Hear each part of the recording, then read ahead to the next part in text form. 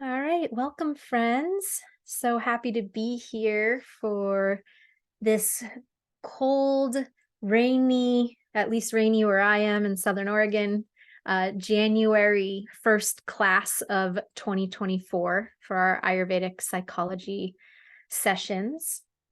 And today's topic of practical Ayurvedic psychology, I feel very excited to share with you. It's very, very near and dear to my heart. Obviously, all these classes are kind of geared towards Ayurvedic psychology, emotional depth work. In past classes, we've been doing these monthly classes now we're going on 3 years. So we've kind of evolved our sharing of various topics, all the way from healing trauma and childhood wounds, all the way through chronic illness and how the emotional body affects the physical body.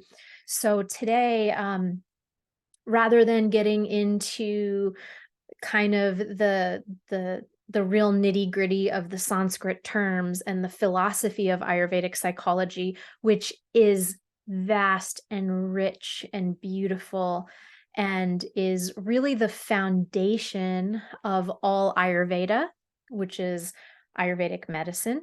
And it's also the foundation of the yogic system of healing. So it's it's rarely talked about in today's modern day and age where Ayurveda is gaining popularity, which is beautiful. But Ayurvedic psychology is not really talked about. And this is where the real depth and richness is. And so today I want to share about this topic, but in a very practical way, in a way that you can start self-identifying. Where are you in the four phases of Ayurvedic treatment? Through this lens, so you can self-identify, where am I and where do I need to go? So that'll be part of our conversation today. And I also want to show you the two really important parallel, I call them train tracks, because as long as you have both of these tracks running alongside parallel in your life, you will be able to create the healing and transformation that you desire. But you need both of these tracks. And then we're going to extrapolate that out to all the quadrants, these four quadrants of your life, and of really transforming chronic illness, resolving stuck emotions, freeing yourself from past pains. These four quadrants are also a key lens that I've utilized in my practice of Ayurveda over the last 12 years, to really make sure we're very comprehensively and very thoroughly supporting you to resolve and create lasting change, not just, oh, let me get a quick fix and do some little practice or take some, a single herb or a tea or restrict something out of my diet. No, these are supportive, but they're superficial Ayurveda. The nutrition of Ayurveda is only the very first step. And so these four quadrants are really looking at you in a very whole way, because Ayurveda understands that each individual is indivisible from the whole of creation. So we want to be able to access these four different areas of your existence. And actually, you'll come to see that there's five, which is the most important, fifth one that really congeals them all together. And knowing these, I want to empower you with these quadrants so that you can be empowered and start to also self-reflect and see, where am I and what do I need, and where have I been maybe focusing all my attention in one quadrant and I've been missing the others, which maybe is why I'm finding myself stuck, right? So I'm excited to share all of this with you. And if you're new to me or my work, I'll introduce myself real quick. My name's Alicia, and I've been I've been working in the wellness field for 20 years now. I didn't even realize that. I just calculated that like last week. But I've been actively practicing Ayurveda full time for the last 12 years. And during that time, as a wellness professional, I found myself really sick. I had a lot of female reproductive things that no gynecologists in New York City, where I lived at the time, could figure anything out. It was just dead end after dead end. I had excruciating migraines and digestive problems and insomnia. And what I didn't realize at the time, which was like a pervasive anxiety, hypervigilance, which would sometimes come out in panic attacks. Now, I felt like I knew so much about the body and health, and my whole world revolved around that. So I was confused, as maybe some of you are, like, how come I can't figure this out? Like, I know I know some things. I should be able to do something to change my experience. But I was super frustrated at the time, which led me down the path of Ayurveda and yoga and meditation. And thanks to Ayurveda, I was able to resolve like 90% of all of those things I just described, from not being able to eat more than 5 safe foods, to being able to eat completely comfortably without any digestive discomfort. The migraines went away. Even the reproductive issues that doctors said I needed to be on these hormonal pills and creams and stuff for the rest of my life, I didn't need to take anything. So I was super enthused about this. All those symptoms resolved, and then I started really diving into the practical study and incorporating that into my profession, or really my profession revolved around that. And so I started helping other people with those tools that I learned. But then several years into the practice of Ayurveda, I started realizing, oh, there were other things that started to creep up inside of me. I started to get anxious again. I started to get really depleted again. And I was really confused now. And I realized the majority of women that I worked with, I also work with men. It's just that most women are the ones that come to my practice. But the majority of the clients I was working with, there was also this thread that was under the surface that wasn't resolving only from the physical means. And so it became apparent that healing was requiring emotional depth. True healing, was requiring something deeper that I hadn't yet accessed with that kind of superficial. I don't say superficial in a negative way. It's just, it was my first application of Ayurveda in my body was superficial, in the sense of it was working on the gross level of the body. And it started to work on the subtle levels. But it hadn't yet reached the causal levels, which we're going to talk about in today's class too. And it also hadn't yet reached a deep level of resolution of energetic things from my past, from my childhood, that were kind of keeping me locked in these belief systems, in these patterns, in these fears, in these anxieties, that kept kind of hijacking the nervous system into a fear mode, a contracted mode. Hyperactive thoughts would kind of take my mind, so it became really important that I and the clients that I worked with started really unpacking, what are these symptoms really telling me? What are your symptoms really telling you? And how can we not only reverse their effects through physical means, but how do we resolve this stuckness in fight or flight, this constant repetitive, anxiety, these imprints that keep us locked in digestive discomfort, or keep us kind of navigating back to this set point of discomfort and imbalance and hormonal craziness? Like, how do we really resolve that on the deepest level and reset the body into authentic calm, into a sense of authentic peace within. And that's where Ayurvedic psychology and this depth work really helped me break free from those. And as I started applying the therapeutic modalities in my practice, this is where I started seeing the biggest, most beautiful transformation, where others were starting to feel like, oh, I actually feel safe in my own skin. Like maybe they didn't even realize it beforehand, but this subtle tension was kind of keeping them in a little fight and flight, keeping them on edge, keeping them in insomnia and not able to actually rest and rejuvenate every night. So every morning they woke up with a sense of dread, with a sense of heaviness, with a sense of lethargy, with sluggishness, or with straight up, or the opposite, hyperactive, what we call rajasic psychology. Like I need to get up and move and do and go.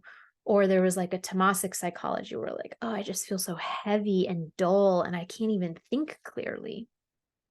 These are two of the polarities in Ayurvedic psychology that we understand. So when we're able to actually reset the whole body-mind system, we then our whole world becomes more open. There's more possibility. We actually feel safe in our own skin. We feel comfortable in our own body. We feel peaceful in our own mind. We kind of watch the mind and go, wow, there's not as much activity that there used to be. Or when there is activity, it's clear, it's focused, and it's supportive to my highest goals. So the commonly known basics of Ayurveda can only take you so far. And there's a depth to every physical struggle that's not only physical. There's a depth, there's a aspect of every physical illness, almost every physical illness, that is more than physical, emotional, mental, spiritual in nature. And even if, on the rare occasion that maybe there's not a direct correlation between, the emotions causing the physical unrest, any long-term health imbalance that we experience, chronic illness, discomfort, it always has a psychological implication. So the mind will follow the body and the body will follow the mind. So if you are in a place where you feel like, oh, I've tried everything and I don't want to believe that there's more that I need to learn, or I feel so conflicted by all the information out there, know that Ayurvedic psychology and Ayurvedic counseling, practical Ayurvedic psychology, this is a place for you to be empowered. This is a place for you. It's a lens for you to see all those other modalities that you might be hearing, taking on other people's psychology while you hear their stories and struggles and things that worked for them. And then there's tons of them on the internet saying, follow these exact eat the exact foods that I eat and do the exact things that I do. But it doesn't work for everyone, because every person is unique and you're a unique individual and you have a unique soul path that you are called here into this body for. You have a unique set of experiences during your developmental years that have sculpted you into the being that you are today. And there are seasons of life that you've gone through.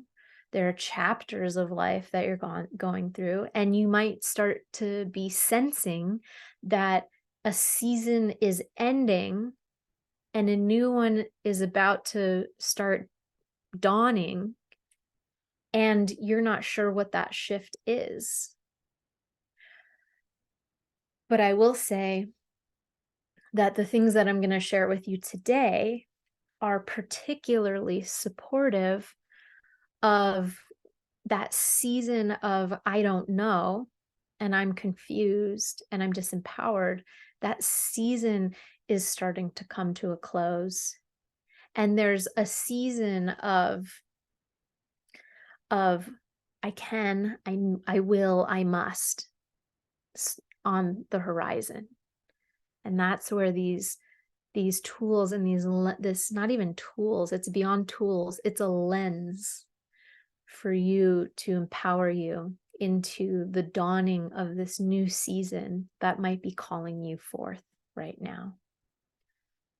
And at the very least, if it's not with that much gravity, it's also fun and interesting to learn. So I'm just checking on my notes. So as I mentioned in the beginning, for those of you who are here with us live, as you have any questions or shares, please type those in the chat, and then I'll check the chat box like halfway through the content material for today.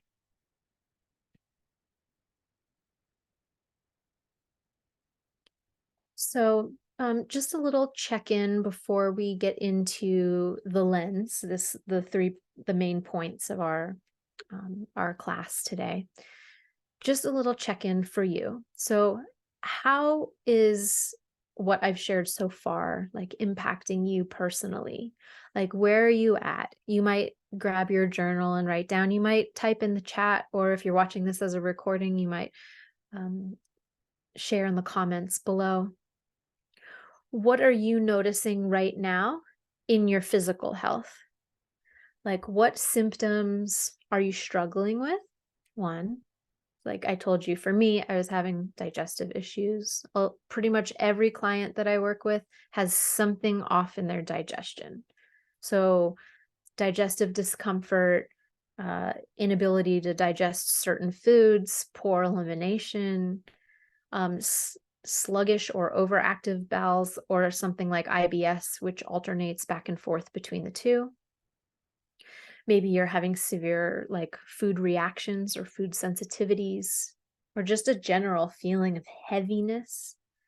Now, this also goes into your sense of mental clarity. So how would you rate your current state of mental clarity or even emotional well-being? Do you feel yourself fairly stable and neutral, or do you find yourself hyperactive, very busy mind, which oscillates between that and a really dull, clouded mind? Where do you notice yourself? Do you tend to feel even keeled emotionally? Or do you tend to feel numbed out emotionally? Some people who are actually numbed out emotionally think they're just calm people, but it's actually that the nervous tension is so deeply saturated in their nervous system that they don't display it externally because they're in a constant state of functional perpetual freeze. So how do you experience that aspect of your nervous system regulation or dysregulation? How do you sleep at night? Are you falling asleep easily, staying asleep all night? Do you wake up feeling energized, clear, rejuvenated? Is it easy to get out of bed? Do you have that sense of dread? Do you have that sense of heaviness? And then do you have any signs of hormonal imbalance? As I said, I work with a lot of women. So a lot of women come to me and say, perimenopause has been hell. They're like dealing with hot flashes, dealing with night sweats, dealing with low libido, vaginal dryness, digestive upset, headaches, migraines, those types of things. So are you having or hair fall, hair thinning, premature graying, those types of things? So how are you experiencing your physical health in all those ways? And then secondly, part of your self-assessment is, where are you in your current state of feeling fulfilled like fulfilled in your work, fulfilled in how you spend your time each day, fulfilled on the projects and things that you're a part of in your external world? How do you feel around your ability to earn income and to meet the needs of your home, shelter, family's needs, those types of things? Do you find yourself spinning your wheels, unclear, dissatisfied? Those types of things. Do you feel like a sense of bringing beauty into the world and creative outlet? Do you have creative outlets? Do you have things that you spend your time on that you do just for the enjoyment of them? Or has that been completely, eclipsed by the drudging duties and just trying to maintain a sense of survival in your physical form? Where are you at on that spectrum? And then third category of challenge, um, how does your health and your, mental, emotional, physical well-being then impact your relationships, relationship to self, relationship to your creator, relationship to your spouse, to your children, to your parents, to your siblings, to friends, coworkers, the people you spend the most time with? Do you feel clear in all of those relationships? Do you feel like those relationships are draining of your prana, of your energy? Do you feel like those relationships are nourishing and building of your prana and your energy? Do you find that you easily overextend yourself? Do you feel like you always have a sense of something to prove? Do you always long for or wish for validation and appreciation from others? Do you feel like you're always climbing the ladder of, trying to gain power, prestige, position in society or in the workplace? Do you always feel like you have to fight? Do you have a hard time setting boundaries? Do you have a hard time asking for your own needs to be met, let alone knowing what they are? Do you have me time? Again, time that's just spent just for your own nourishment and the enjoyment. So please share in the comments. Let me know those three challenges. So we're talking physical and emotional health and symptoms, including nervous system regulation, hormonal balance, digestive, etc. Then we're looking at the second part, which is your work, your fulfillment of your dharma, your vocation, earning money, those kinds of things. What's happening in that area of your life? And then the third, what about with relationships and the people closest to you?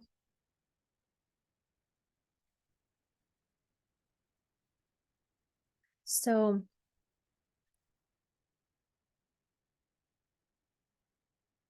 our history and the things that we've experienced in our life shapes our belief systems. It shapes the things we believe about ourselves, and that unconsciously will create how we respond and act in the world. Most of these beliefs are unconscious. They live in our subconscious mind, and they unconsciously propel you into action. Now, if you believe something, you will go through your entire life trying to prove that it's true. I'm going to say that again.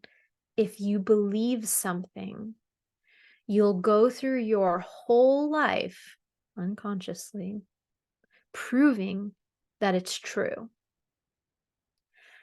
And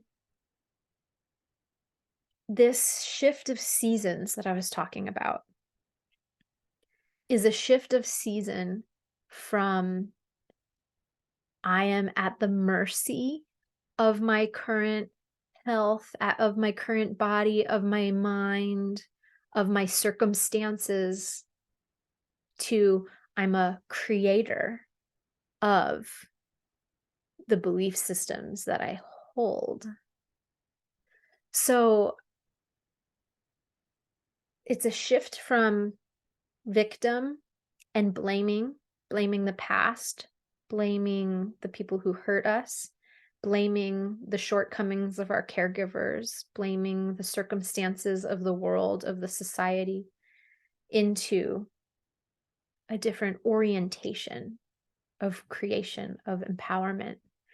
Now, I say this delicately because I don't even like using the word, victim and creator, because it sounds so willful.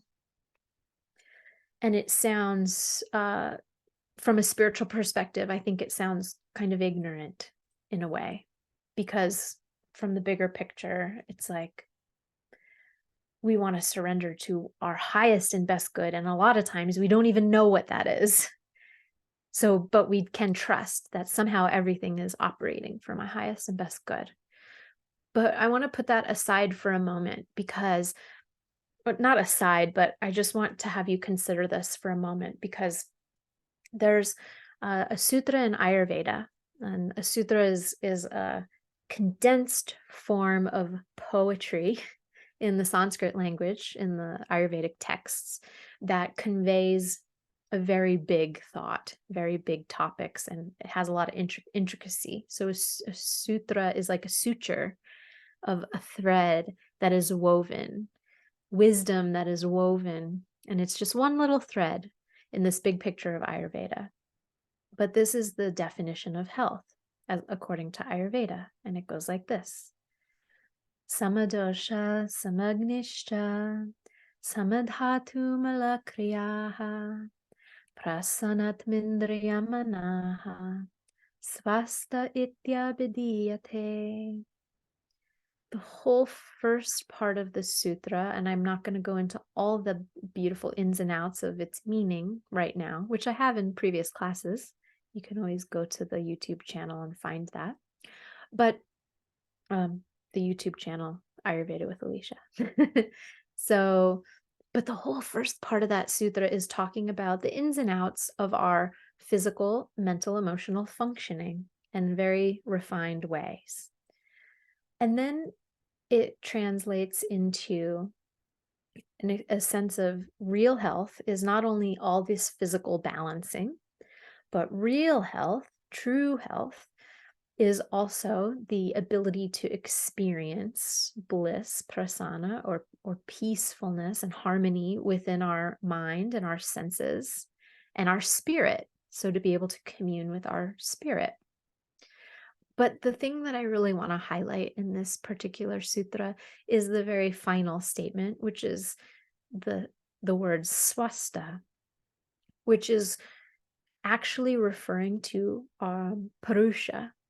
Purusha is the beingness, the consciousness, and the entity, if you will, within you that is all-knowing and the cause of your being, the cause of your creation. And it is therefore the creator of your experience. So when we are at the mercy of our life experience, our power goes away from us. We try to micromanage symptoms. Therefore, we feel essentially victimized by the powers at hand, past, present, or future, projected into the illusion of the future that we are afraid of into the future. That's an orientation of victimhood, which is an orientation of not being in swasta, which is the keystone of health, according to Ayurveda. The keystone of health, according to Ayurveda, is actually to be connected to your creative potential, to being the creator of your experience, therefore, is to just be empowered. If I can connect with my higher self, the part of me that is eternal, the part of you that was here before you came into this body and that will continue to live after you leave this body. It is unchanging, eternal, ever present, and all-knowing. And it is this aspect that is in charge. But what happens is we come into these bodies and we have all these experiences and we forget who we really are. So the reason I say that this seasonal transition you might be going through right now, it might be time for you to let go of that sense of being at the mercy of all of these uncomfortable things you're experiencing, and instead choose to be the creator that you are.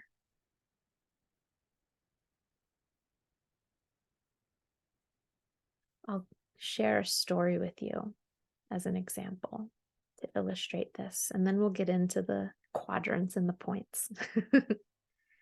So I had a client one time, her name was Wendy, and Wendy had very significant and severe IBS, very extreme. Probably I experienced IBS, a different kind than she had. There are different classifications of IBS, but I did have that. It's very, very uncomfortable. You constantly feel like you're definitely not in control in the ways we were just talking about. But it was very inflamed she was very inflamed all the time. She could hardly leave her house because she needed to always be near a restroom, kind of thing. Simultaneously, her other thing was that she was going through absolute hell, menopausally speaking. So she was also having intense hot flashes. She couldn't sleep at night. She'd wake up in night sweats, drenched, and like be all wet, couldn't fall back asleep. Her sheets are all wet. She had to, it disrupted her sleep. So therefore, of course, she woke up feeling stressed and anxious and not able to do her work, not able to, and she was a teacher. And so she was really having a hard time. And she loved teaching, and but she ended up having to teach only online, which was good for her condition because she could be closer to the bathroom, of course. But it was really, really taxing on her. Her world got very, very small, and she felt like, kind of confined to this one main room of her house, which was like the guest bedroom / her office where she could teach from, and it had an attached bathroom and it had windows so she could look out. But she just kind of felt like she was just in that functional freeze state of like going through the motions. Now, she was a long-time meditator, considered herself a very spiritual woman. She had gone to, she had really dove into a lot of functional medicine and like holistic, natural things. So she was, eating all organic, and for what foods she could eat, she had a very sensitive system, but she was like very clean and mindful, and she had meditation practice for many years. And she went and she started getting really desperate. So she started going to a functional medicine doctors, or maybe she saw a couple different functional medicine doctors, and they put her through the gamut of like, we'll get stool samples, and they had to do all these things to, take blood, and they had her on like 13 supplements that she was supposed to take every day. She was micromanaging her diet. So she would have to take the hydrochloric acid pill, a certain amount of time before her meal, and then she would eat and like hope that it would digest and it wouldn't just rush right through her. And she'd also lost a ton of weight in the process. And luckily at that time, her husband was very supportive and just, was trying to be there for her, but he felt completely hopeless. And so although they had a sweet relationship, they didn't really share a lot of like affection, and they kind of felt really isolated from each other because of her condition. So, um, so Wendy found me through some of these online classes, I believe, or I was a guest teacher at another program that she was a part of. That's what it was. And she started then following these classes and some of my teaching and work online.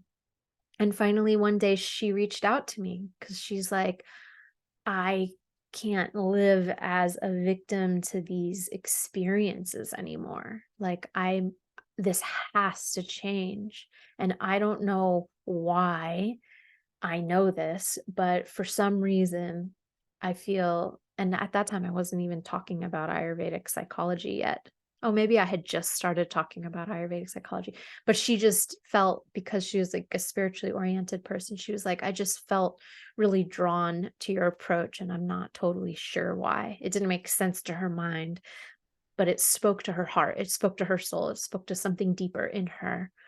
So we had our first consultation, and in that I shared with her the phases of healing that I've been facilitating through a program called the Enlightened Body System that I've been facilitating for many years, but I've refined it.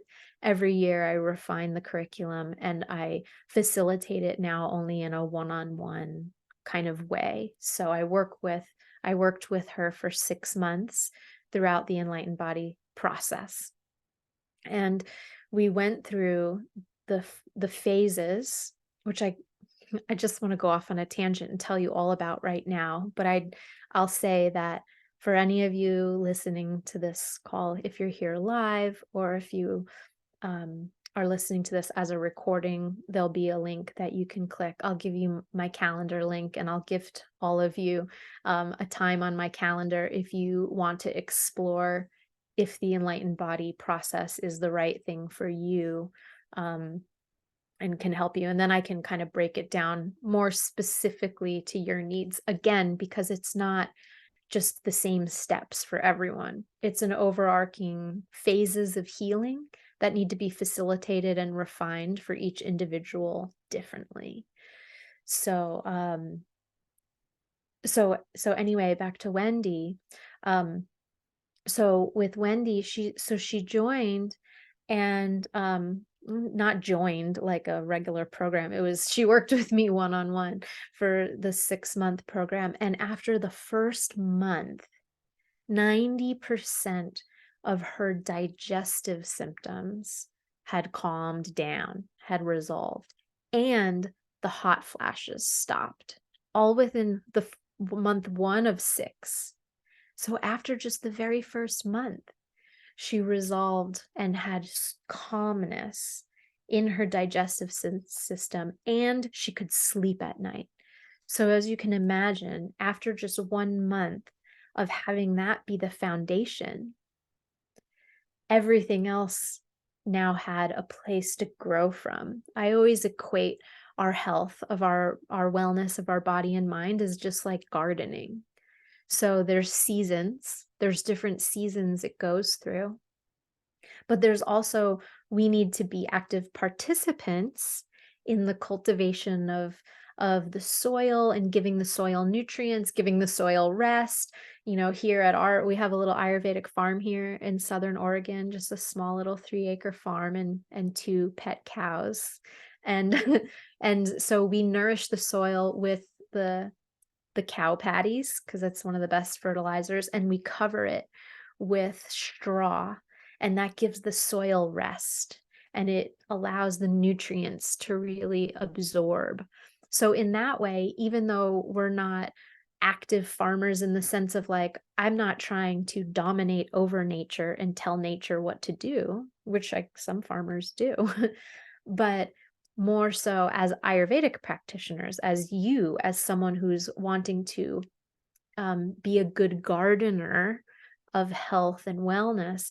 It's these gestures and these inputs and doing the most important things that allow for, the soil to be rich. And from that place, as the seasons go through, as the seasons unfold, then the seeds can be planted and they sprout and they bloom in their own timing.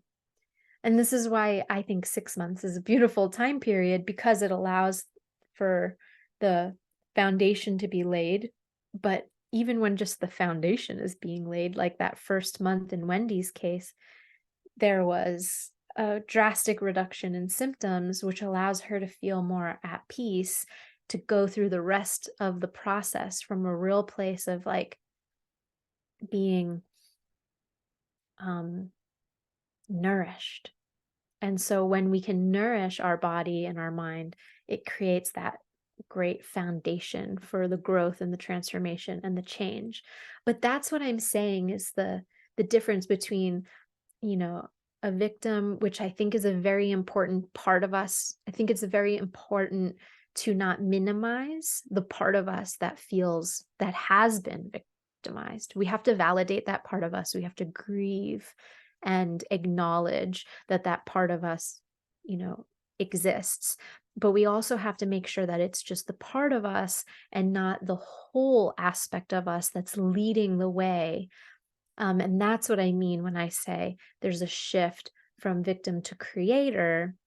It's like I could, creator in the sense of being a sacred farmer, creator in the sense of actively participating in the most wise things that your unique body mind needs. You participate in those, and then health and that inner peacefulness resets, and that the set point of your nervous system from dysregulated comes regulated, right? All these things start to shift. So I don't need to go more into I think Wendy's story kind of speaks for itself. Maybe I know I could see myself in her story. Maybe some of you could see yourself a little bit in her story with your own unique things that you self-assessed earlier. But yeah, the enlightened body system as a methodology is like an overarching journey that we're all going through.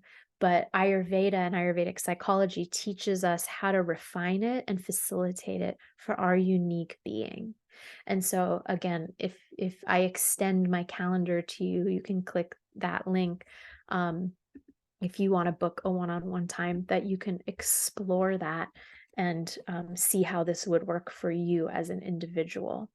So I'll put that in, if you're watching this as a recording, it's below this video, and I'll put that in the comments if you're on the session live with us. I didn't mean to plug that in right now, but it came out naturally, so I'll just go with it. Okay, so this brings us to the Ayurvedic psychology train tracks. So if you have your notes, I'm going to show you a little graph that I use. It's not a graph, it's a little drawing, which is this bigger picture lens. And I'm going to share my screen with you so you can watch me draw it. Probably. Okay, one second. Where is my share screen? Here it is.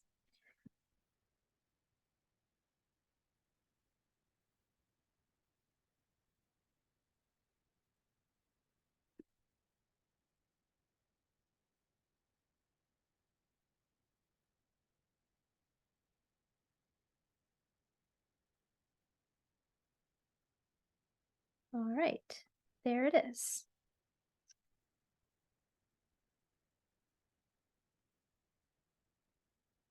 Okay, so the two train tracks of practical Ayurvedic psychology, that you need to have both of these to reverse chronic illness and resolve any lingering symptoms. And Now, I don't even see my shared screen with you. Hold on.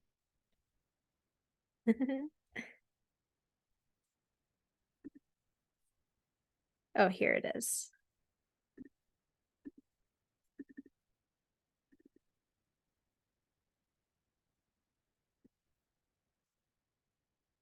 Okay. So the 2 train tracks. Doo, doo, doo.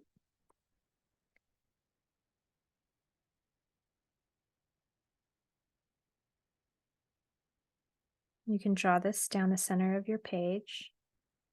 And then, I don't know, it's barely letting me see it.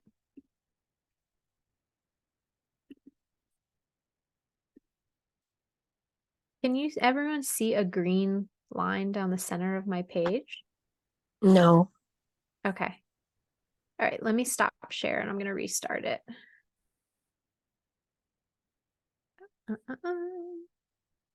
I practiced it before I got on the call with you. And of course.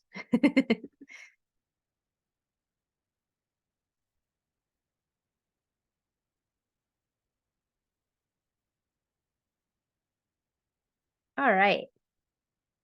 Now, can you see it? Yes. Thank you. Okay, so on the left side, here's track 1. This is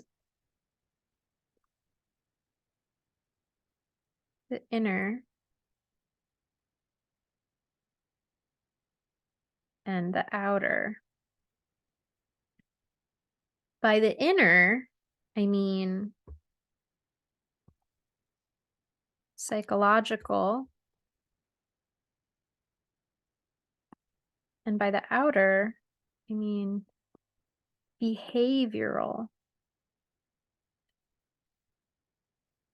So in order to have long-lasting transformation in your health and the transformation of symptoms into inner freedom, all of that, you need these 2 tracks.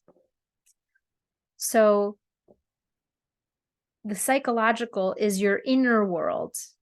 This is also your inner world of emotions, because mind and emotion are the same thing in Ayurvedic psychology. You just have, different experiences, but mind is emotion, motion is mind. In fact, the physical body is the mind crystallized. So there's actually no separation in Ayurveda between the physical body and the physiological and the psychological. So the body is mind crystallized. It's just a more dense form of the mind, but it's all part of that material existence. But so the psychological is your mind and emotions. It's your inner world, your inner self. It's also ends up being your identity, your beliefs, your conscious or unconscious ways of being.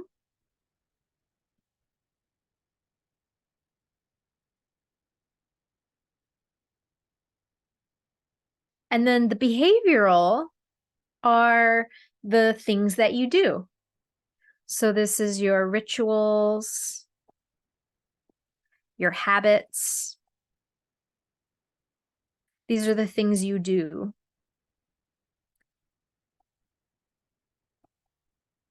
Beliefs, identity. So the psychological is like the I am, and the behavioral is the I do, right? So these are the 2 tracks. So a lot of times when it comes to holistic health or the application of Ayurveda, like I was describing earlier, we're given lists of things to do. But who is doing those things? Who is the one doing those things? The classic example of this is a smoker. So there's someone who's addicted to cigarettes, and that's part of it's a habit, it's a ritual, it's a habit for sure. But then what they want to do is they say they want to stop smoking. But their identity is, I'm a smoker who's trying to stop smoking. And they might have a belief that I might not be strong enough to do this. Or they have a belief of, this is so ingrained. When your rituals and habits become so ingrained, they end up turning into beliefs and identities. So these two tracks go together. So what happens is, if I'm a smoker and I'm trying to quit smoking, but all my friends are smokers, which is going to get into the next, all my friends are smokers, so it's who I'm around. Now my willpower has to be the thing that overcomes my habit, my willpower, but still my identity hasn't shifted. There's an orientation here towards our identity, right? So the psychology, this side has so much more gravity than we give it credit for.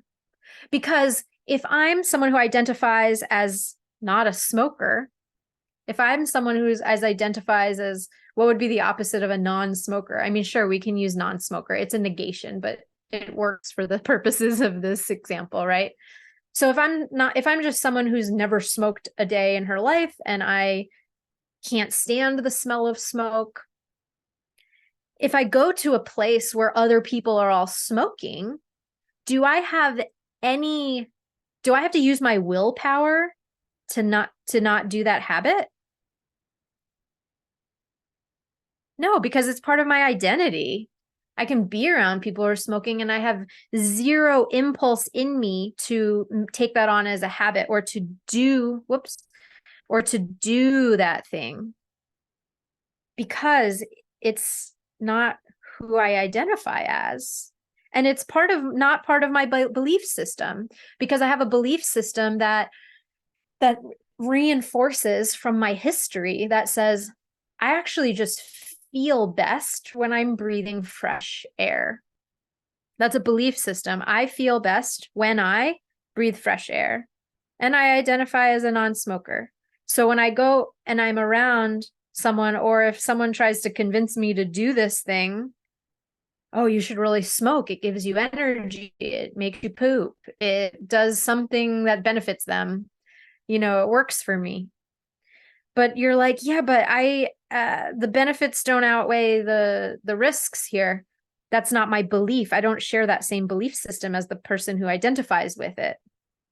Right? So a lot of what really needs to shift is less of the behavioral and more of the psychological, because you can do any Google search right now for how to heal XYZ, and you will find dozens and dozens of people talking about their opinion on that.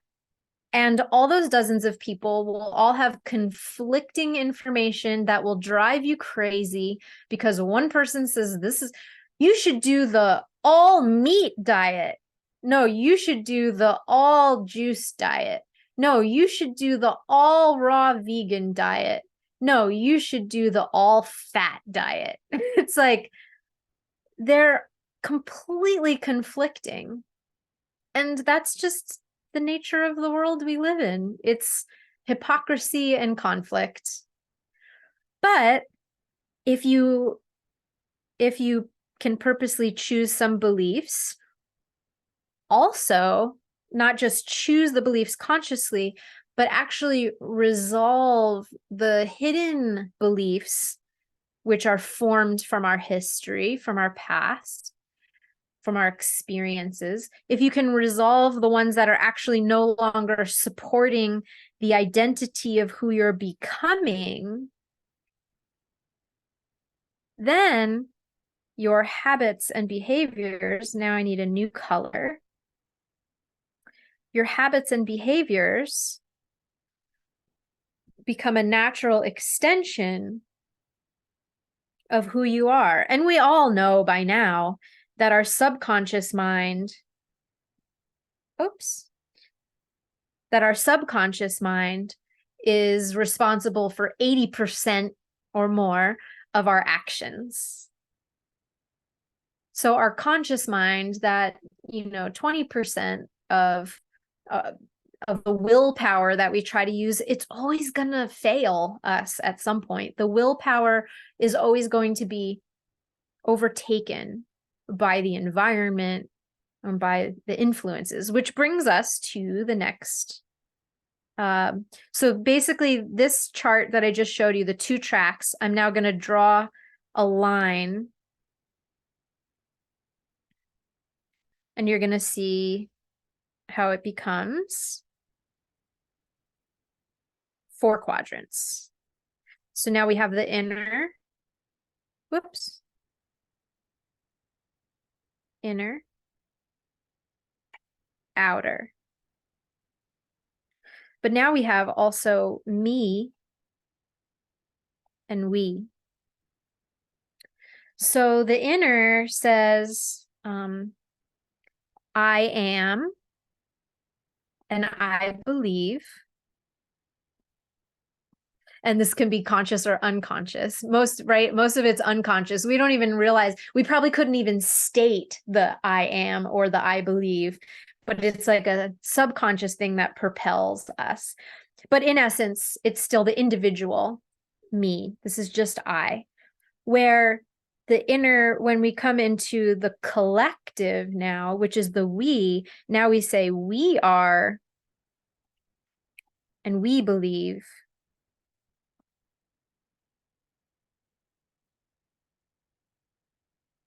So these are your communal beliefs, your shared identities with the people around you. And we did that part of that in the assessment earlier, right? When we said, how is this impacting your relationships?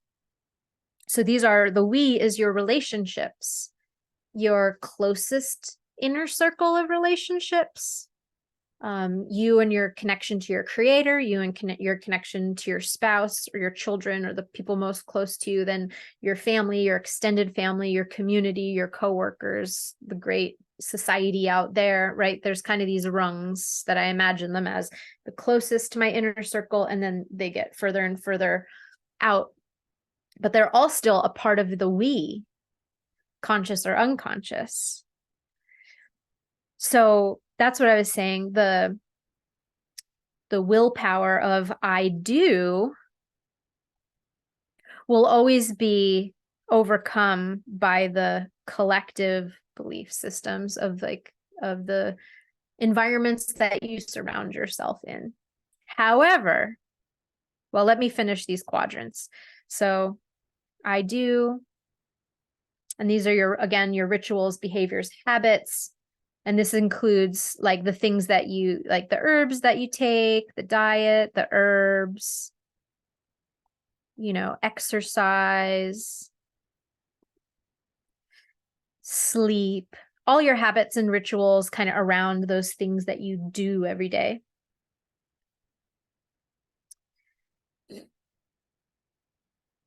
And then the final quadrant here is the we do. So these are the shared social structures, and your kind of shared systems, like within your household or within the organizations or environments that you're a part of.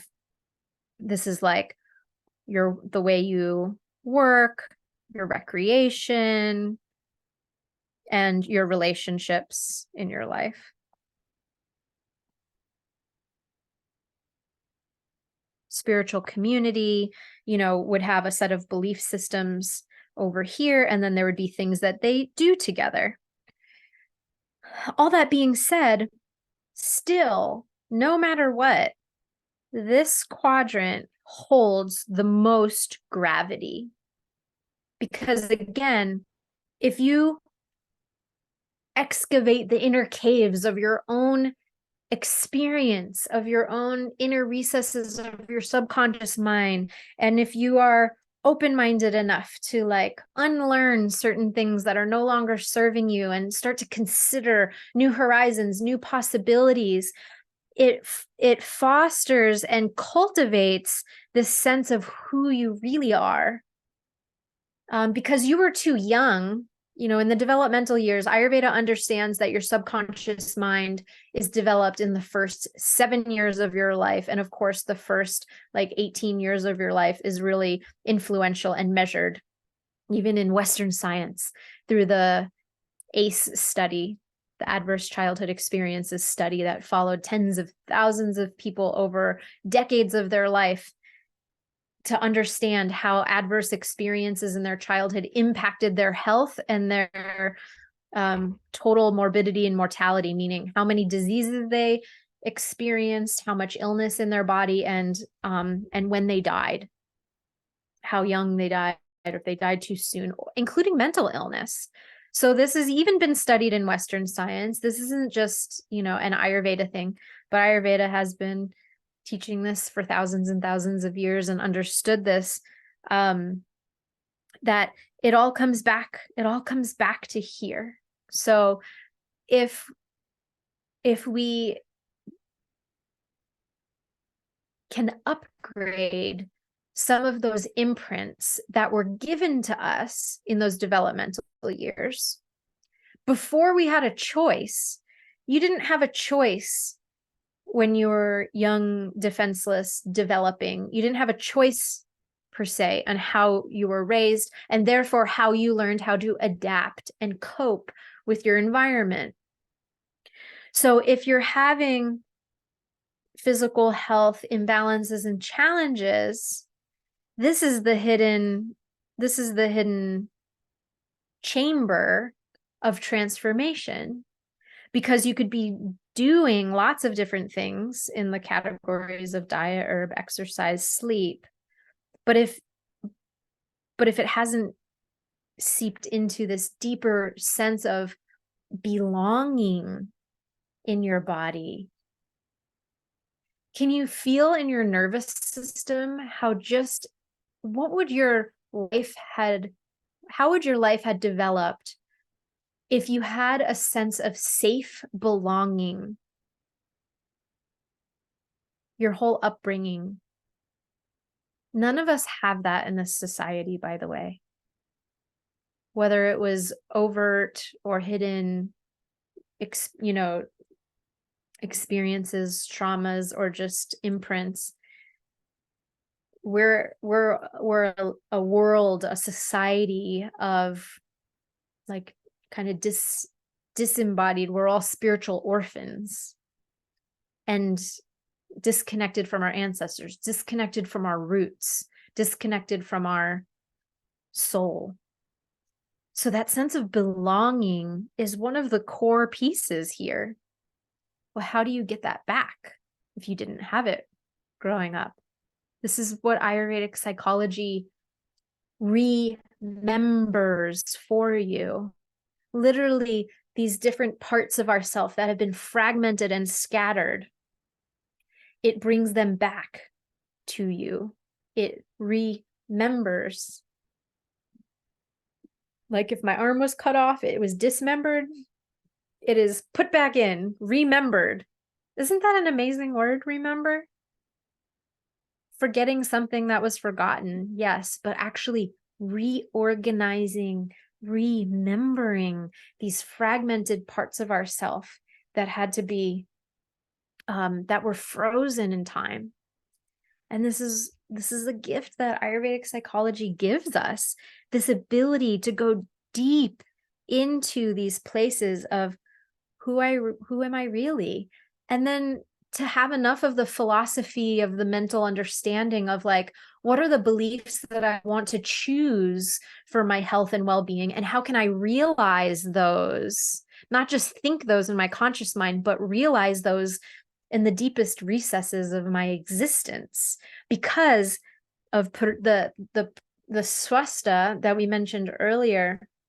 that orientation towards Purusha, which is your creative self, which is the guiding light and the guiding force that allows all your cells and organs to organize around this central place. Therefore, they feel belonging. Therefore, they feel wholeness. Therefore, they can start operating in a way that is actually harmonious with all of these systems and parts.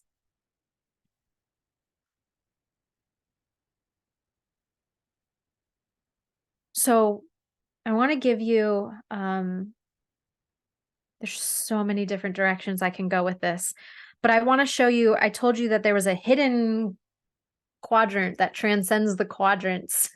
It's not a quadrant, but I'm going to show it on top of this quadrant model.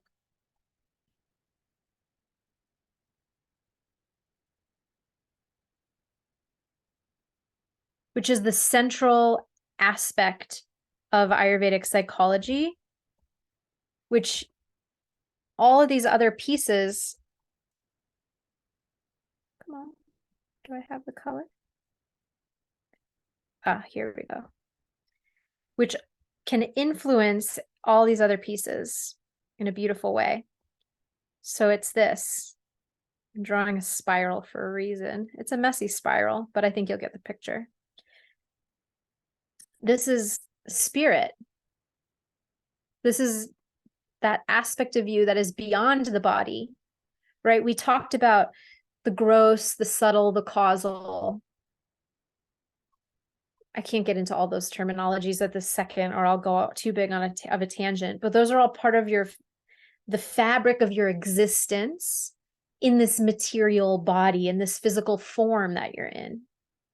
But at the core center of Ayurvedic psychology is this understanding that you are a spirit soul.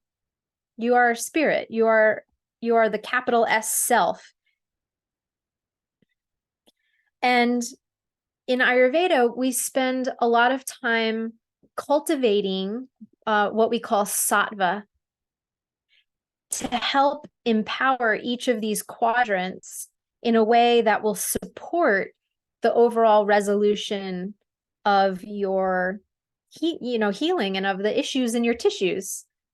So we use this sattva, another thing that I didn't totally expect to get into today, but we need to orient our mind and our actions towards sattvic activities. These are activities that are, again, catered towards you and your uniqueness.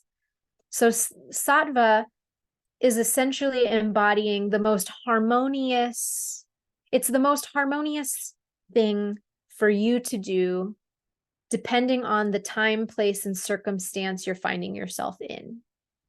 So depending on the season of life you're in, your age, your mental disposition, your physical health situation, it's the things that you do that allow your body to feel a sense of calm and peacefulness, that harmonize your outer systems. And sattva can be infused into your work, your recreation, your relationships, to also create a sense of harmony. So you want to work towards creating harmonious social structures. And I should put that in here too, but harmonious social structures, harmonious shared systems. So we want to incorporate, oops, I keep doing that. Okay. Harmonious structures and systems. I can't fit all that. But these are the shared sattva, isn't it? Sharing that with others. So anything that's sattvic is simply what is supportive of you and your highest goals in life. And I'll leave that very loosely defined at this moment. But essentially, Ayurvedic psychology is trying to bring you to refine your highest goals in life to be those of spiritual goals. And sattva, the way of spirit, and the way of, spiritual connection, despite no matter what your personal belief system is, whatever your ancestral belief system, your familial belief system, it doesn't necessarily have to change. It doesn't have to change at all. The Ayurvedic system is non-denominational. It works across, all cultures and belief systems. But we are saying that in order to resolve and heal all the aspects of your inner and outer person, there needs to be a central aspect of connection to something greater than yourself. And that energy, that something greater than yourself needs to pervade into all four of these quadrants. And then I'm taking it the step further to say that this quadrant still has the most gravity, because it's the thing you have control over right now. It's the thing that you have, that you're never a victim to. You may be a victim to your outer circumstances, or the culture around you, the society around you, the belief systems around you, your current work environment, etc. You can't change all of that. And that's okay, because once you change this, the other things start to reorganize around you. You can't remember yourself and that not affect the macrocosm of your world that you're living in. It will happen. So this sattva, which is like the very practical application of things, is you start to find yourself in harmonious behaviors, in harmonious shared environments, in harmonious, mutually supportive and beneficial, uplifting people around you. All because the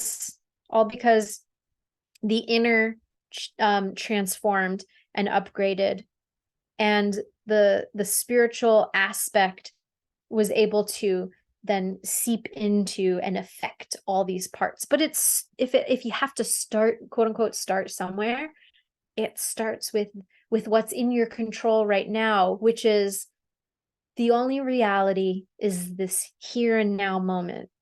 My nervous system, my subconscious mind, my fragmented parts of myself might be frozen in another time and place and circumstance.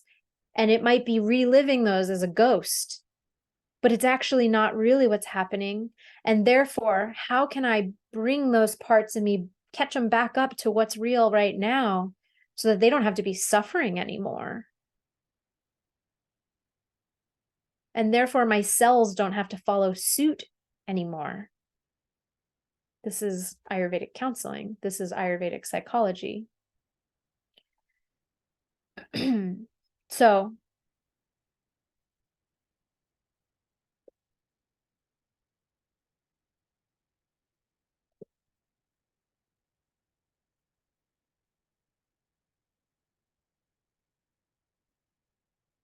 final two pieces for today.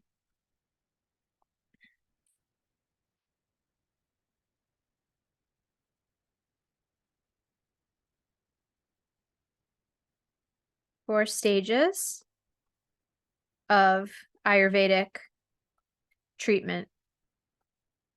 I don't think I'm allowed to use the word treatment. Ayurvedic healing protocols. Here's the four stages. And again, and these don't only follow, it's not linear, but it can be. It can be. So we'll start with the first one. And you did a little self-assessment earlier. And this is going to help you self-identify perhaps which of these four stages you're in and where you need to go next. And again, if you want really personalized, another set of eyes on your situation, AKA me, my eyes, then you can book it on my calendar and I'll help pinpoint it for you. So first is biological. So biological is about balancing what we call in Ayurveda, Vata, Pitta, and Kapha. Vata, Pitta, and Kapha are the doshas in your body. These are the three metabolic humors that are responsible for all nervous system transmission, all movement, the transformation of food into nutrients and energy, and the lubrication of your body, which is predominantly made up of water, earth element, water, bone, flesh, etc. So when you are experiencing symptoms, it's showing that there's an excess of one of these three. You either have an excess of wind, an excess of anxiety, an excess of mental fog, poor digestion, or you have an excess of pitta, which is the P, pitta, which is inflammation and hyperacidity, or you have an excess of kapha, which is the water and earth, which is an excess of mucus, congestion, arterial sclerosis, right? These are things in the excess weight gain. These are signs that kapha is high. So if you're in the stage of just biological healing, the very, very first thing, if you're having symptoms, Vata, Pitta, and Kapha need to be reduced, meaning they need to be brought back to their healthy homeostasis in your body. So that's the first stage. This is on the gross level of the biological humors of your physical body. The second are your vital essences. So the vital essences now start to dip into your more subtle energies of your body. In Ayurveda, we call the vital essences prana, which you may have heard of, is like similar to qi in Chinese medicine. Prana, tejas, and ojas. Prana, tejas, and ojas are the equivalents of the more refined essences of Vata, Pitta, and Kapha. So Vata, its most refined essence is prana, which is your life force. Tejas, so we're here and here. Tejas is the vital essence. Tejas is the vital essence of Pitta. So this is fire, air. And Ojas is the vital essence of Kapha, which is water. So now this is really, Ojas is your sense of protectedness in your body. So it's commonly translated to immunity. Tejas is your intelligence. So it's really like your, it serves two functions. It is the vital essence of your Agni, which I'm really getting into the Ayurvedic model now. So if this is Pitta, this is your Agni, because Pitta's your general body fire and metabolism. Your Agni, we usually talk about it as in your stomach. This is your digestive fire. And then Tejas is the brilliant, burning luminosity, the fire, the most refined fire within that. So it gets more and more refined as you go here. But Tejas is responsible for your overall sense of glow. Like you can see someone, no matter how old they are, and they just look like they're glowing. They just look like they have this luminosity coming from them, right? They have this radiance about them and you don't understand why, because you can't just pinpoint it to a specific thing. That's Tejas. It's that wise sage, kind of metaphor. If you think about the wise sage or the enlightened master who's just so loving, calm, but they just glow this radiance. That's tejas, and it can be built through the Ayurvedic system. So the second stage is a stage of more refinement, because now we're not just trying to balance the biological excesses of inflammation and acidity and mucus and we're trying to actually build this is life force. We're trying to build the prana. We're trying to stoke just the brilliant fire of our intelligence, which does the digestion of your sensory impressions. So it's a more subtle thing, because your digestion doesn't only digest food, it digests the subtle information that you bring in, everything you bring in through your eyes, ears, everything you hear, see, smell, taste, touch is digested actually through tejas. And then our immune function. So we need to boost these three.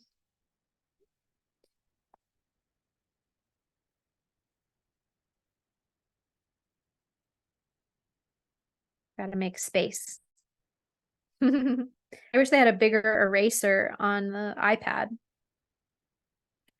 Okay, so that's stage 2. So once we have kind of the Vata, Pitta, and Kapha balanced underway, they're reduced, their excesses are reduced, then we want to increase Prana, Tejas, Ojas. So you might be in this place if you're in a place of refinement. If you're like, well, I mostly have most of my symptoms are fine, they're not ailing me.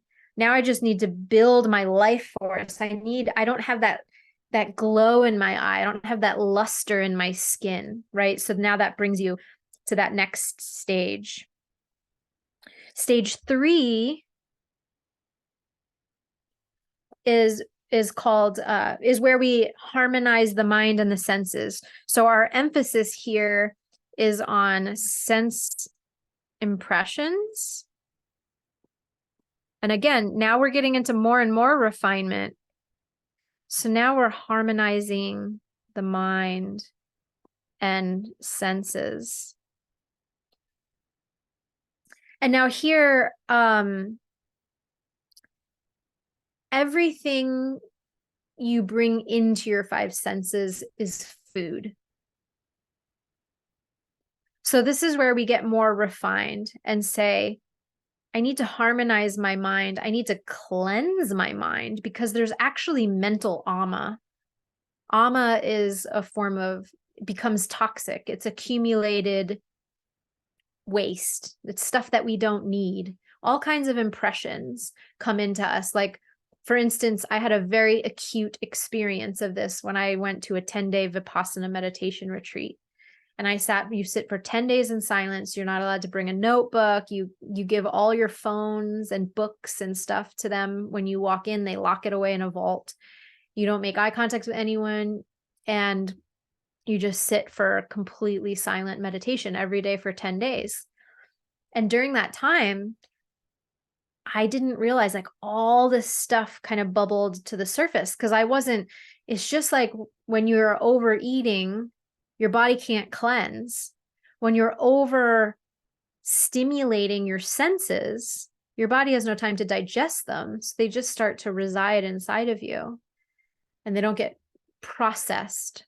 So this third stage is about refining the sensory impressions that you put into your body and digesting the ones that have accumulated in the system, which then contribute to the clogging of the channels and the overall sense of imbalance in the body. So then we start to get into, in this stage, we start to get into what we call sattva, which I mentioned earlier as a term, sattva, which is harmonious, rajas and tamas, not ragas, rajas and tamas. And this is all for another class, but I'll just give you some of these terms. Sattva is the sense of harmony. Rajas is excitability. So when your mind is rajasic, it's full of hypervigilance, of thoughts, of feelings, of emotions. It's like overwhelming. And when it's tamasic, it's dull. Most people, dull, and just like there's ignorance and blind spots. Most people are oscillating between these two with momentary moments of sattva. In the Ayurvedic system, we cultivate sattva, cultivating harmony in our system, and we use the sattvic aspects of rajas and tamas. We apply rajas and tamas when it's needed. We stimulate the mind as it's needed in a focused way, and we allow the mind to relax when it needs to rest.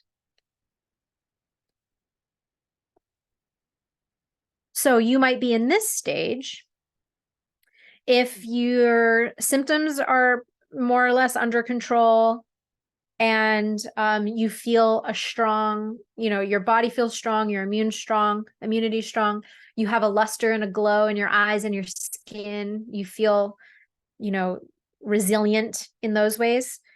But now you're like, oh, I'm up to the stage of refinement. I'm ready for, really processing the subtle energies. And this is really the path of kind of like the yogic path. And all of this is included in yoga science, but someone who really wants to pursue the path of like meditation and self-realization and enlightenment and those kinds of things, it starts with, these 3 stages you go through, and you can want for, realization of the divine, self-realization at any point in your journey, of course.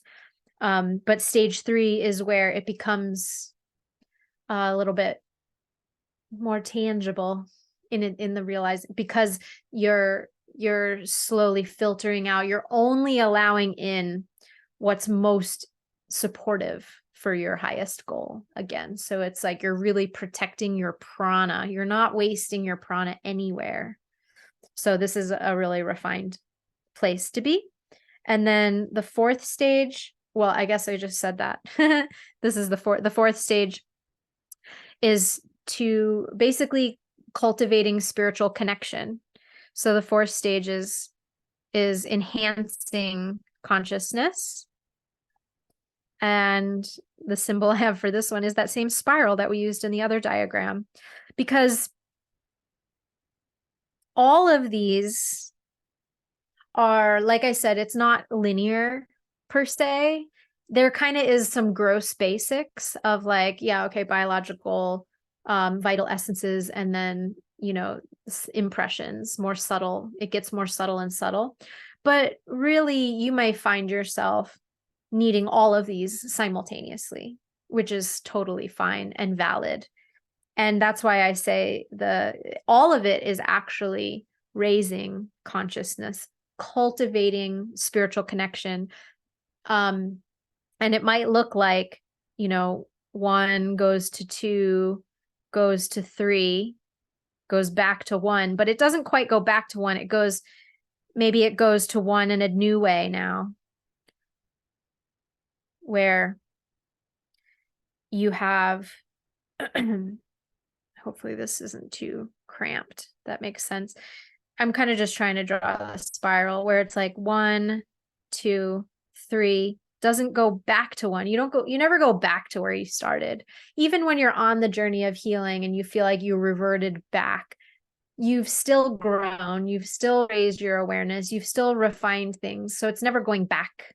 You never have to feel like, oh, I reverted back. Sure, you could completely ditch, all your practices and kind of revert back to completely old patterns of comfort that created disease in the first place.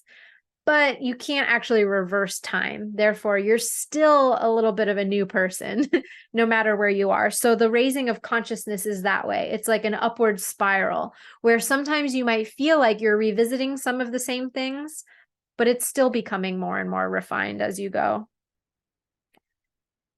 So I hope these make sense for you.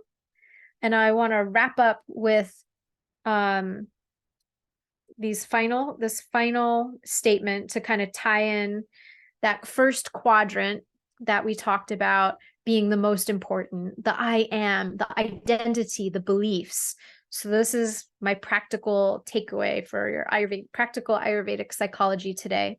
So the 3 beliefs you must have in order to have lasting change, in order to have deep healing and real transformation. You must believe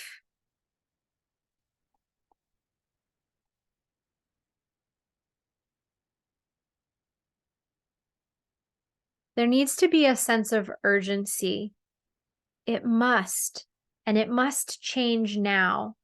And that's not like a temper tantrum or trying to go for like a quick fix or be, like hasty.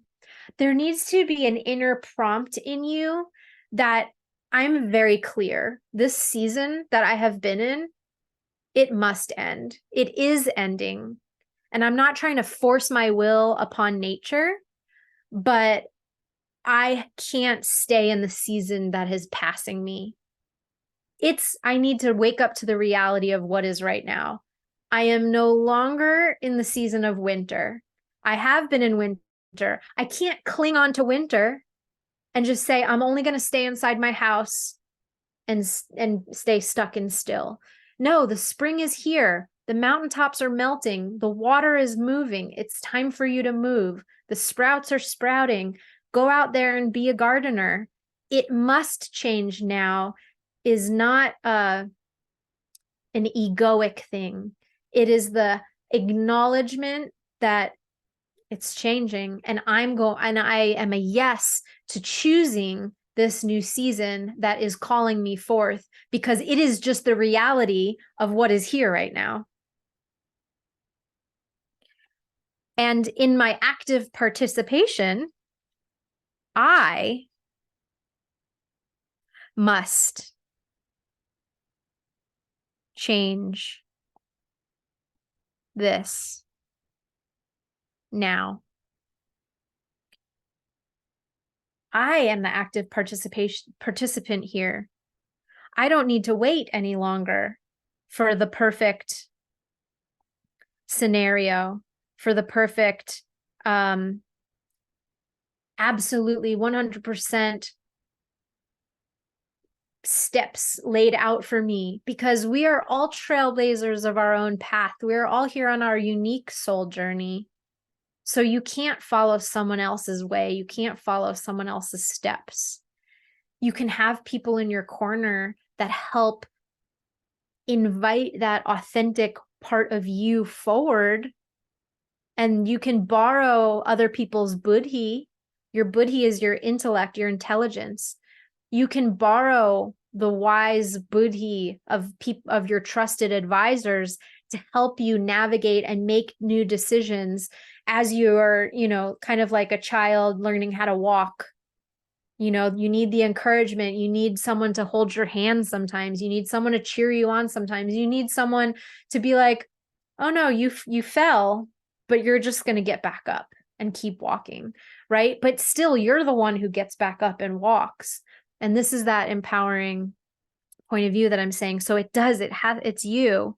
It's not finding the perfect doctor, finding the perfect practitioner, finding the perfect protocol that is, double-blind study proven. It's not going to ever happen that way. And finally,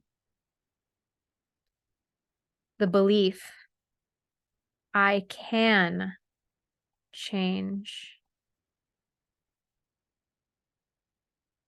now. It doesn't have to be a perfect belief, but it has to be somewhere in you that I must, and I can.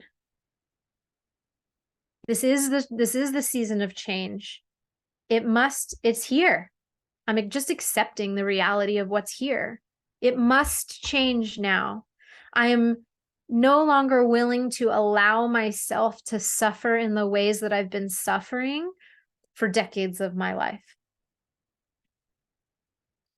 I must be the one to show up and to touch upon all four of these quadrants and make the necessary shifts in my sense of identity and my belief systems, in the things that I do, my rituals and habits, in the communities that I participate in or don't participate in my relationships. I'm the consistent factor here. And I can. And I can not because I'm the almighty strong one. I can because I choose to say yes to the reality of this season that the divine is calling me into next. And if I'm sure you notice this common thread here of now, that's indicating, not in a hasty, egoic way, it's indicating a readiness, a ripeness. It's like, I'm going to the apple tree. All the apples are green. I can see the apples. It's not quite there yet. I see that tree. The apples are yellow. They're golden. The bugs are wanting to start eating them. I better pick it now or it's just going to rot. It's going to fall to the ground and it's going to rot, and no one's going to get this to receive this beautiful offering that this plant made to me, to the world. When it's ripe, it's ready. If you let it keep going, it rots. Catch the wave. Catch the wave, or it just dissipates. The energy dissipates, and then it kicks you back into this old belief system of like, I guess it really wasn't. I guess that wholeness thing really wasn't for me. I guess health and wellness just isn't my birthright, isn't for me. I guess this really is just impossible. Nothing's impossible. The stars are moving, the moon is moving, it's changing every day. There's seasons to everything. Everything's changing. I don't even care if you live on the equator, there's still seasons. Everything's changing. You can change now. You can embrace the calling of your soul to heal. You've already, you glean the lessons received and move on, move to the next stage of your development. So these are the three beliefs. You grab onto them through the lens that I just described, which is more one of acceptance and yielding to nature.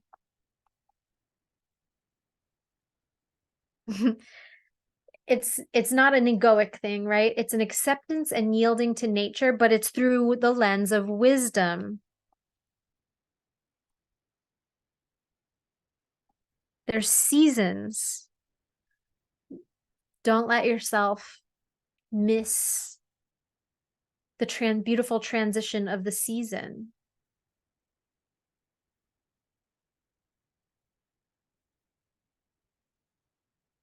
All right.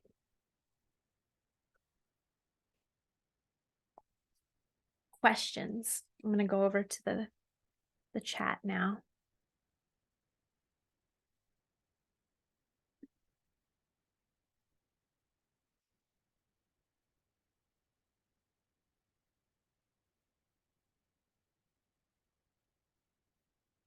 Oh, Sue, happy birthday.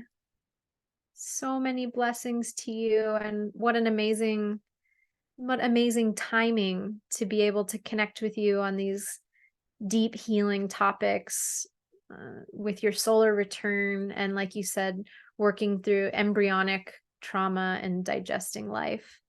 Oh, thank you so much for sharing. If you're still here, thank you so much for sharing some of your special day with us. And we're all sending you. I'm here. You're making it very special. I have such a deep relationship, such a deep affinity with you, Alicia. Thank you always. Oh, it's so special to be here with you. Thank you. Yeah, thank you. Happy birthday, Sue. Thank you.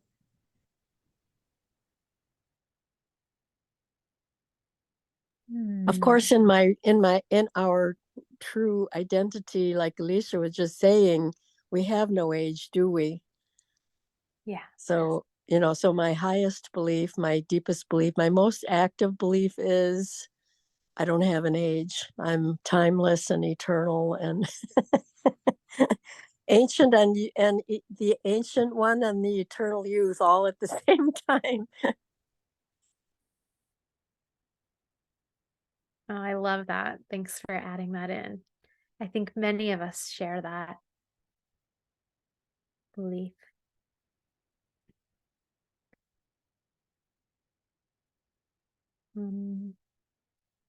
Going through the comments. Thank you all for sharing some of the symptoms you're experiencing. Honestly, I'm seeing IBS, night terrors. I used to have really bad night terrors too.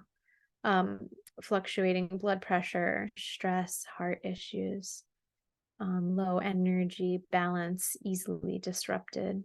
I'm glad it's resonating with you, Marianne. Thank you for sharing. Absorption of nutrients, blood sugar, alpha work personality. Yeah, that's a big one. The combination of that, Lorna. The absorption of nutrients being a yin quality and the alpha work personality being a yang quality.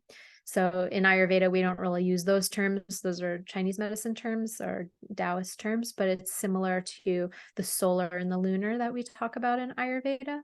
So yin is the receptive lunar energy, which receives nutrients to help build tissues and nourish us back up. And then the solar energy, which is like a yang energy, it's outward moving energy that is doing, and it's depleting, it's lessening. So in the same way that our in breath is yin, lunar, we're receiving air, prana, life force, and we're exhaling is yang, we're giving. Neither one's good or bad. We just need both of them. Right. So you need to have that balance between how much you give and how much you absorb and receive.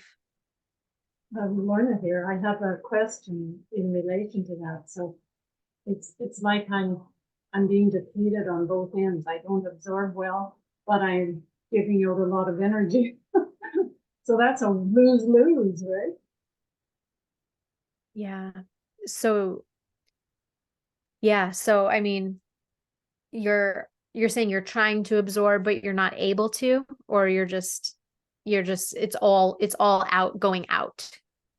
Well, what I do, here's where the blood sugar piece comes in. What I do is spike my blood sugar by eating in order to make up for the lack of real absorption. So I can keep going. Well, that So all it's makes like sense. an Yeah. acute boost, but then in the long term, it doesn't give you what you're really needing. Right. It actually interferes with ongoing absorption. So I'm shooting myself in the foot, so to speak. Oh. But the good thing is I understand the pattern. I know that pattern on the physiological basis. Now you've just given me the mental, emotional aspect of it. Thank you. Yeah, good. My pleasure. And again, I'd love to talk to any of you one-on-one if you just want more specific, next steps for you. I'm here for you for that. David said, I've spent my whole life focused on physical fitness, but still felt something was missing. Led me a fit person to 2 aortic dissection repair surgeries this past year. Wow. I'm doing well with lots of changes, diet, emotionally, spiritually. Oh, blessings on your healing, David. That's big. That's really big. And I'm glad that they caught that. That's a really major repair and surgery. And I'm glad you're doing well with all your changes, diet, emotionally, spiritually. Sometimes, big surgeries or big illnesses are a real wake-up call to changing. So that can kind of propel us quickly into a new season of nourishment. It sounds like you're embracing that.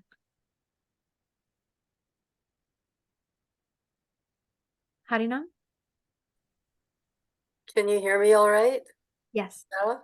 Okay. I was wondering, you worked with some amazing Ayurvedic doctors, and yet you were having these symptoms. And I had the same experience in India, working with a at a clinic and them not recognizing really serious complex PTSD. And I'm wondering, in that Ayurvedic paradigm, is that something that they just didn't consider and it wasn't as bad as it is now? Because it seems the same, like with the story of the functional medicine doctor that Wendy went to. Like, it Mhm. seems so obvious for those of us who have been through it, but is it just, you know what I'm asking? I'm glad you bring this up. Two things kind of coming to mind right now as you share it. One is that much of Ayurveda today, even in the BAMS programs in India, which is the equivalent of like an Ayurvedic doctor program in India, they've been infiltrated by the colonial mindset, the westernized allopathic mindset. So even the schools in India. So when I went to study and I went to apprentice in India before I studied formally, and I was like I was like, I'll move to India. Tell me, can I go to a BAMS program? Tell me where to go. I was asking my mentor, and he said, unfortunately, the schools here are corrupted. So you should go study with a spiritual lineage holder who actually moved to the US and opened a school there. So he had me go there. So that was just my first understanding of the kind of like the corruption of the approach. So what happens is, even in most like panchakarma centers and most practicing Ayurvedic doctors and practitioners, they use herbs like pilferenil kind of thing, and they don't use the spiritual formulas anymore. They practice with primarily the strengthening of the dhatus, the reduction of the burning up of ama, the digestion of ama or metabolic waste, and the reduction of different doshas.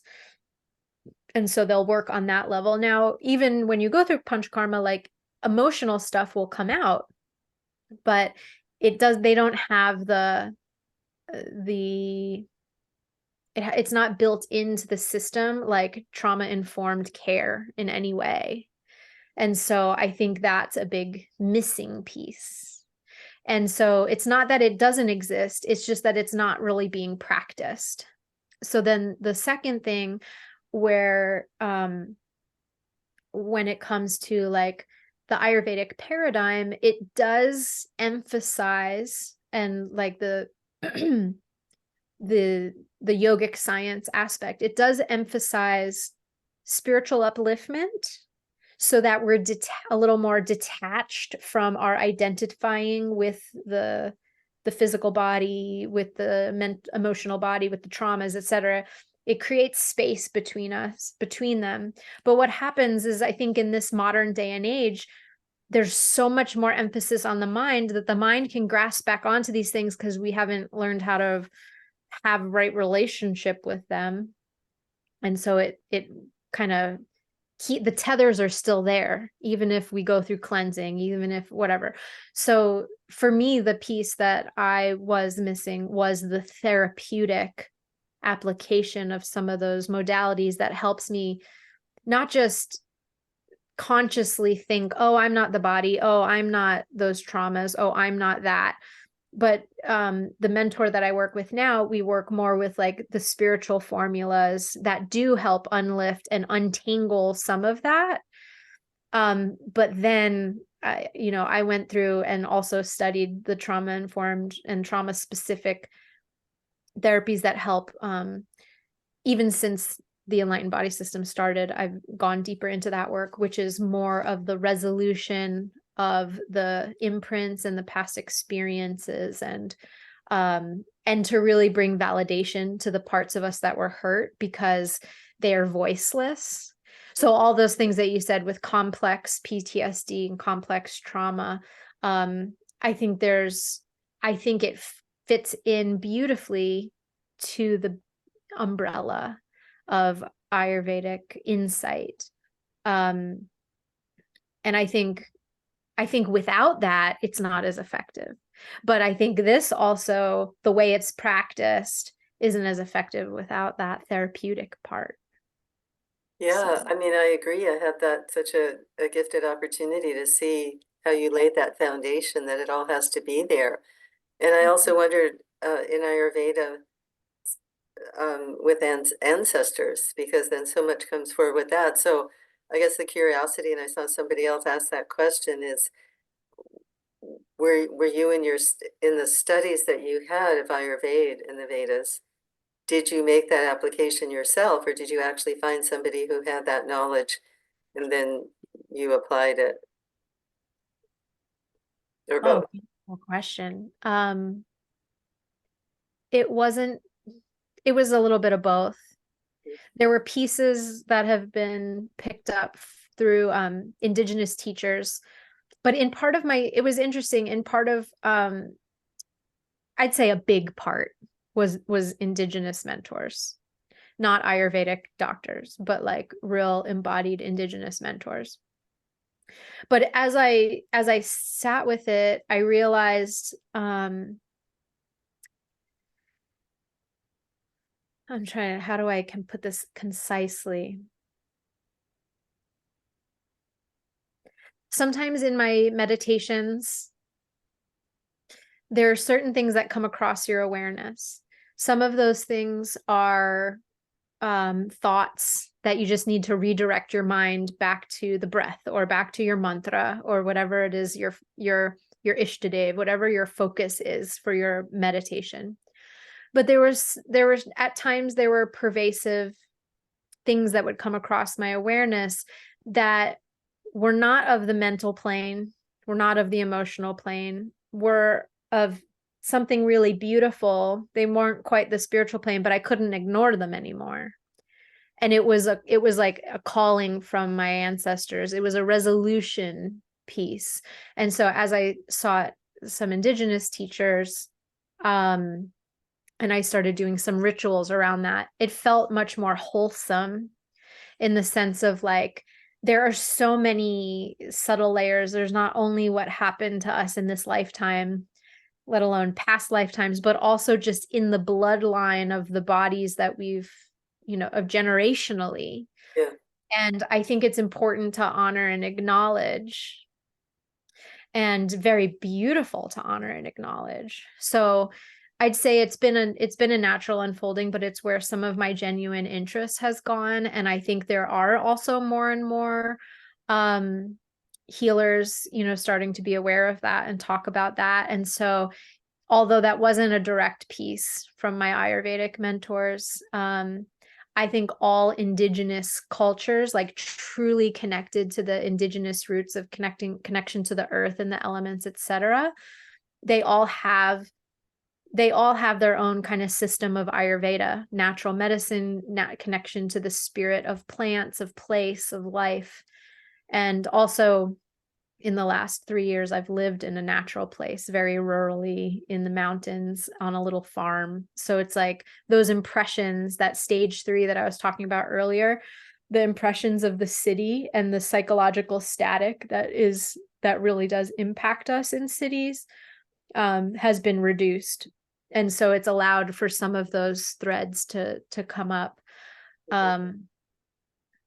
Yeah, beautiful question. Thank you for asking. I hope what I shared made some sense. Yeah, it did. I mean, I know that some people have found benefit from reconnecting with indigenous people who do rituals with plant medicine, and they know what they're doing and they have extraordinary experiences. And then other people have commented who do work on that level that can open up to subtle energies. But then if somebody's lifestyle is very sattvic, then that can have a whole different experience. So it's so personal. Like you were saying, it's unique to everybody.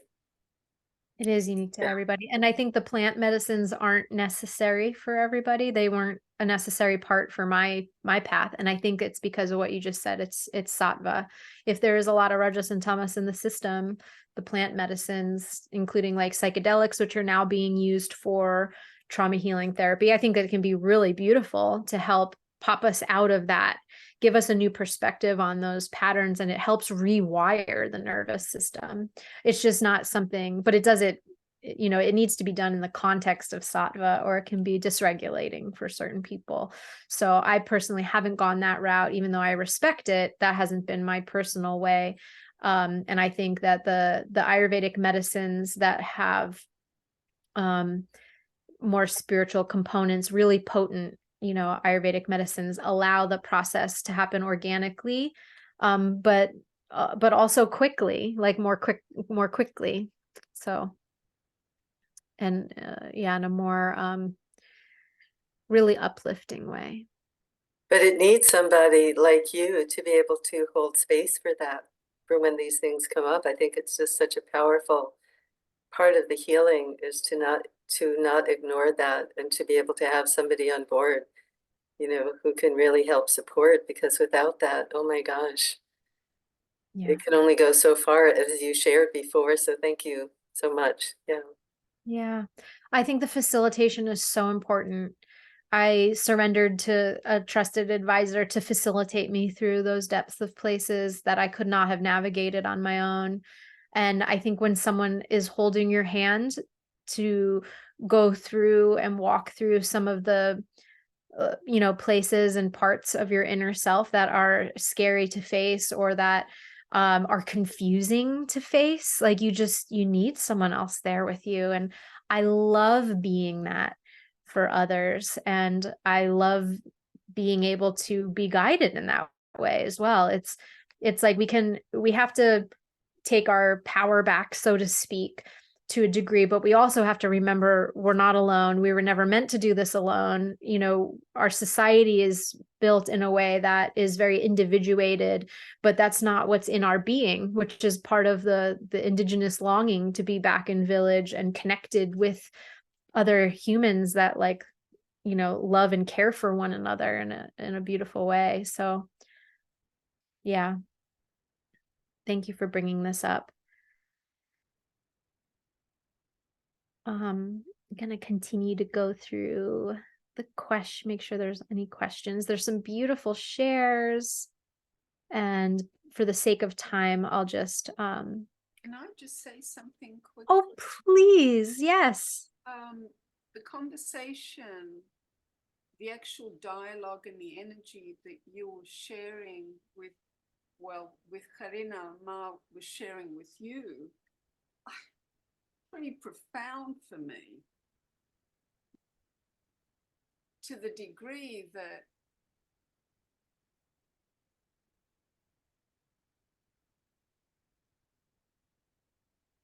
you know, the different things that happen to us, they're so perfect as stepping stones. I keep losing my train of thought. There's always what happens to us where there's breakthroughs, we're having to be ready, right? There's a readiness that somehow is gifted to us as part of our soul journey. But for me, when I was just listening to both of you exchanging those energies, I came to understand, for me, where I get caught. And because my life was so dysfunctional, and with the traumas and the abuse, created such victimization in me that my life was just frozen, and it became very external. So when I was listening to both of you exchanging, I realized I'm creating, well, not creating, I'm becoming aware of my interiorization, where I could reconnect with myself, because all my beliefs of 69 years have never served me. They just served the victim in me. And so I felt this kind of like weight being released. I'm thinking, it was like you were talking about beliefs, and I'm thinking, well, what are my beliefs?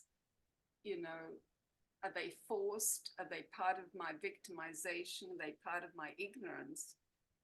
And I suppose they are, because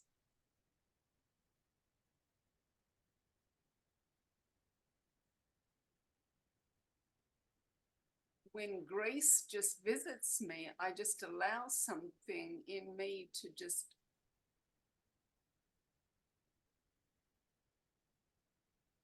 be witnessed. And I can't even put words to it, that it's more guiding than what my mental emotional beliefs are, although somehow they're also connected. I don't know what I'm really trying to say. I'm just trying to say there's a difference in understanding my interiorization as compared to my external reality. Maybe you can express it a little bit better, Alicia. I think you're expressing it beautifully and perfectly, and I couldn't do it better.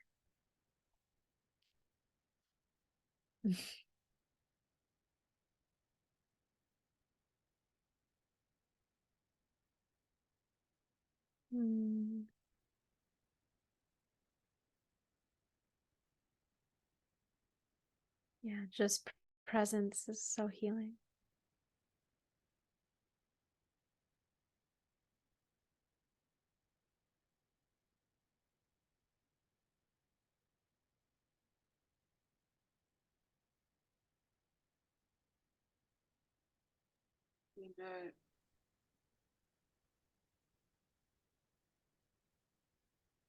The terminology of the inner self, inner child, is just that pure part of ourselves, and we abandon it, and it's the very thing that guides us through our journey, right? And I remember a few weeks ago saying, I'll never leave you again. And I'm so sorry for abandoning you.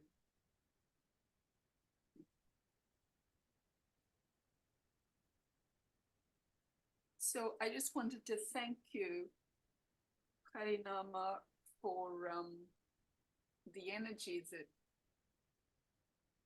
you offered in that conversation.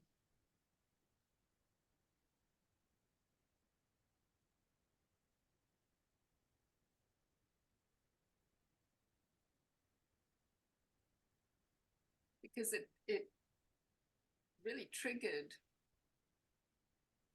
a lot of clarity in where I was getting stuck.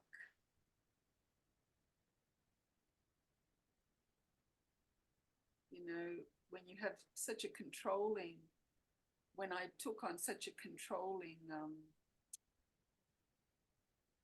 aspect, it didn't allow anything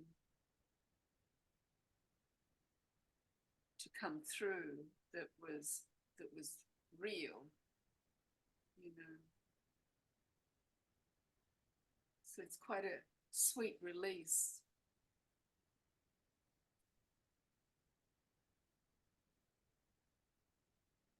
Very powerful energies today, I must say.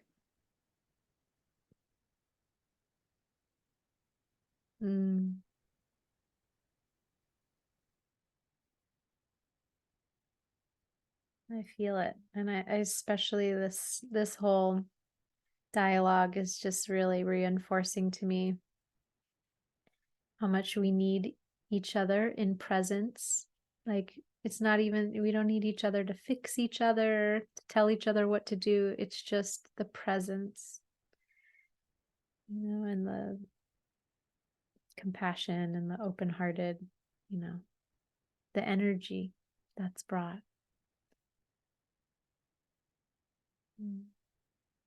Yeah, thank you for your willingness, Anna. It's very brave too to step up and share your inner experience. Well, you know, the last 3 months I've just been crying a lot. And I realize that vulnerability also has strength. And I just have to trust that if in my goodness,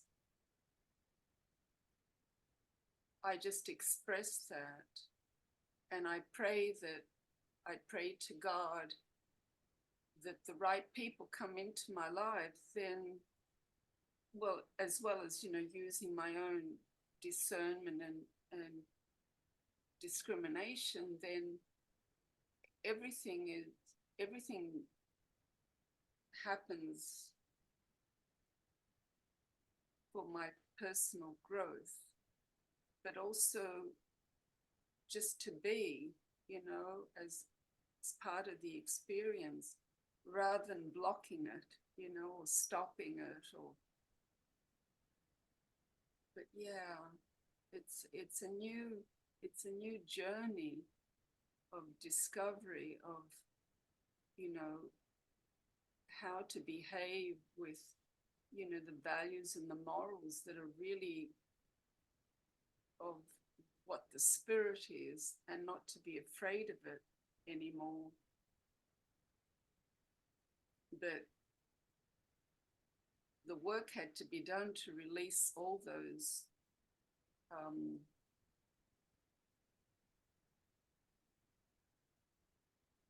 qualities that the victim took on that were very self-destructive and sabotaging. And so it's been really a blessing and rewarding to just observe it all and to say, oh, they all brought me to where I am now with such gratitude, but it needed to be, that journey had to happen. You know. Mm.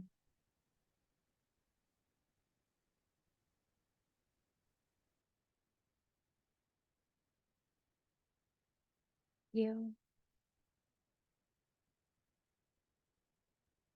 I just want to stay here and bask in the sweetness of everyone's presence. Thank you so much. We'll sign off with a little moment of just prayer and connection. So taking in a couple deep breaths and exhale. Making sure to inhale, fill your cup. And then offer your life force out to the others in this group. Fill your cup and exhale, offering your life force to the people in your world. Filling up and then offering your life force out to the people in the world beyond your awareness.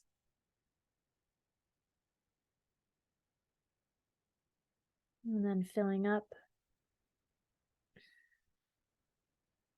and offering your life force to the earth herself.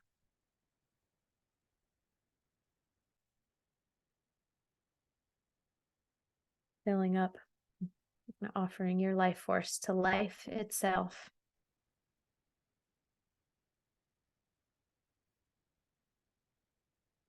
And then filling up and offering your life force back to the source of life itself.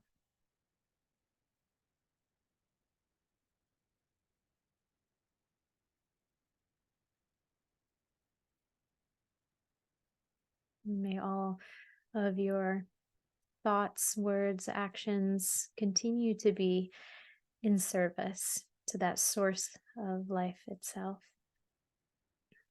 May you continually receive the nourishment that you need so that you can continue to give your life force to those things that are most dear to your heart.